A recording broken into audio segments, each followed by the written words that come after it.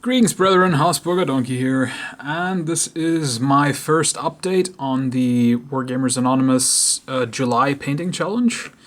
As you can see, I decided to only go with the Barbarian Chieftain and the Barbarian Wizard. I guess I could have also gone for the, because I've actually already made quite a good level of progress. I might as well have gone for the champions, but I don't know. I wanted to get through this as quickly as possible, because I do have a lot of other plates spinning right now. So anyway, so what I did, as always, when I go for higher quality on the miniatures, let's see if I can get them focused. There we go. I primed the miniatures black, then I did the metals, which, well, these don't have a lot.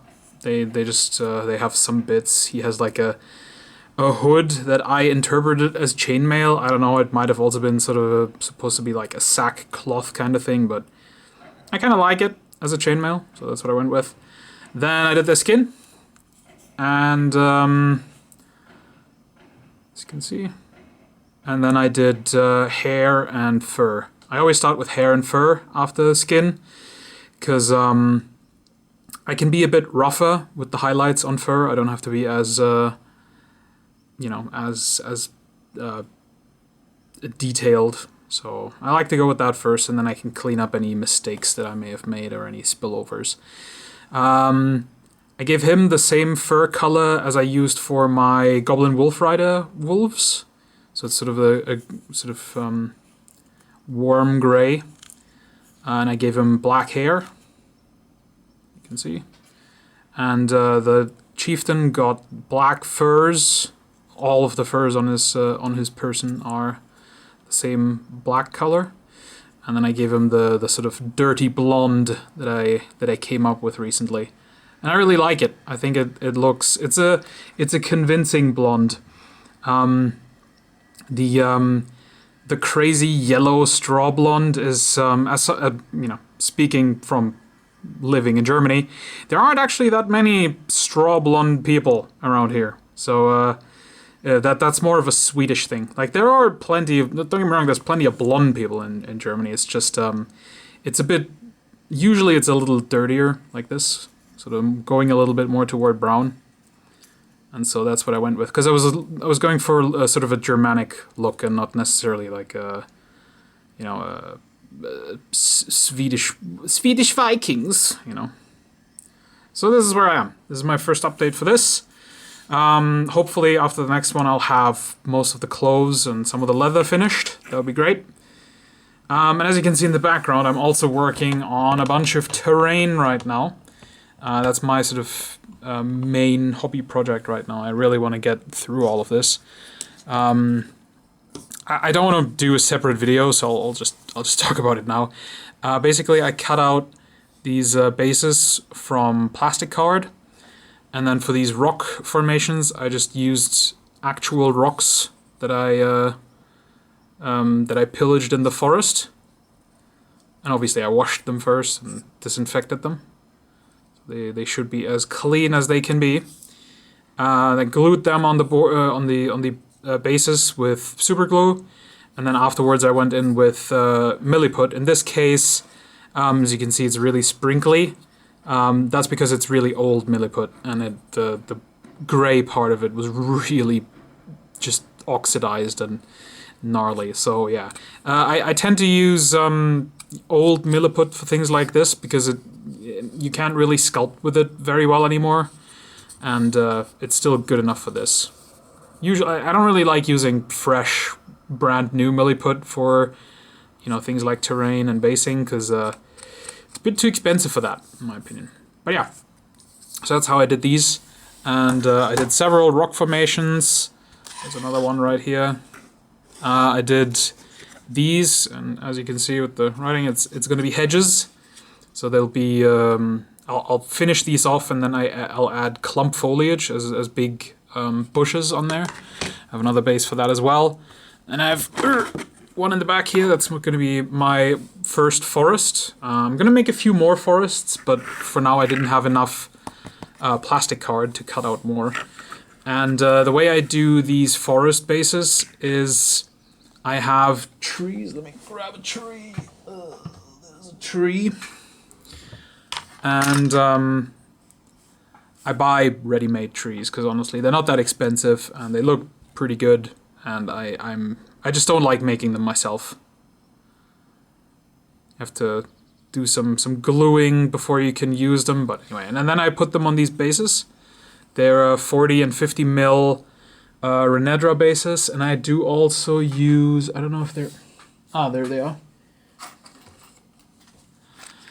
I put washers on each of these bases, so each base gets one washer and then the tree comes on.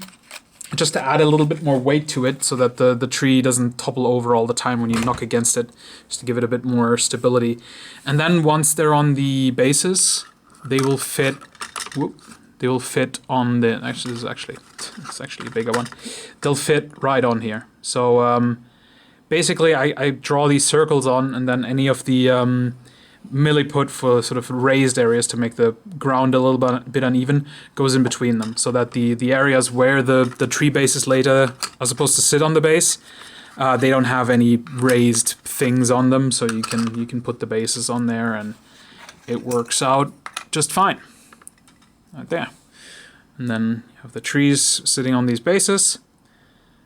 Because I like being able to take the trees off of the tree base so that I can, march my units onto the tree base and still sort of have the outline of the forest intact. Or if I play a skirmish game and I don't really need a forest base, I can also just put these tree bases on the table as they are. And yeah, that's going to be my forest. I'll probably have another, at least 3 more, I think, of these. I do have a shit ton of trees, so I'm going to need a lot of bases to be able to use all of the trees that I bought. I bought them in bulk, which made them a bit cheaper.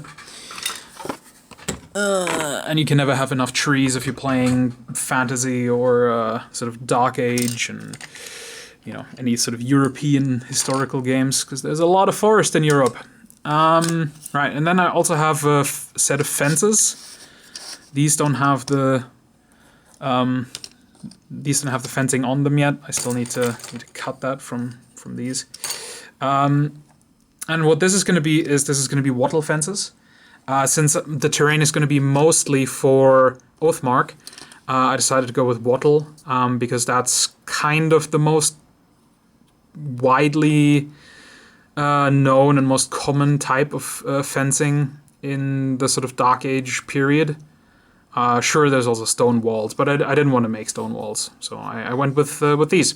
And what I'll do is, I don't think I have it in reach. I'd have to dig it out, so I won't. I have a sort of thicker wire, and then I'll just take lengths of wire that will be about this long, let's say, and then through twisting them around them, and then gluing them a little bit with super glue, and then going the other way with the next one. And then just snipping off the ends. The thicker wire will be pretty much exactly the right kind of length to simulate the branches that you would usually weave through the wattle fencing. And I'll cut off some shorter bits so that some will only go to here, and then and then I'll just spray it all black, paint it up, and it'll look like a wooden wattle fence. And as you can see, I'll have 3 more bases, 1 long one, and then 4 of these sort of shorter ones, and then 1 gate. I'm not exactly sure yet how I'm going to do the gate, but I wanted a gate. So, all right, that's all my terrain efforts at the moment. I also have a bunch of trees sitting over there that I soaked with watered down PVA so that they harden a little bit more. And I'll be sure to show them off one more time. There you go. And I'll be sure to show you an update when I've done any further work on these barbarian heroes. Alright, thank you very much for watching, and thanks for all the comments. I'm not sure I have gone through all of them yet from my time when I couldn't really sit, so please bear with me, and I'm also not caught up yet on commenting on other people's videos, but I'm still watching, and I hope you're enjoying these. Thanks, and see you next time. Bye-bye.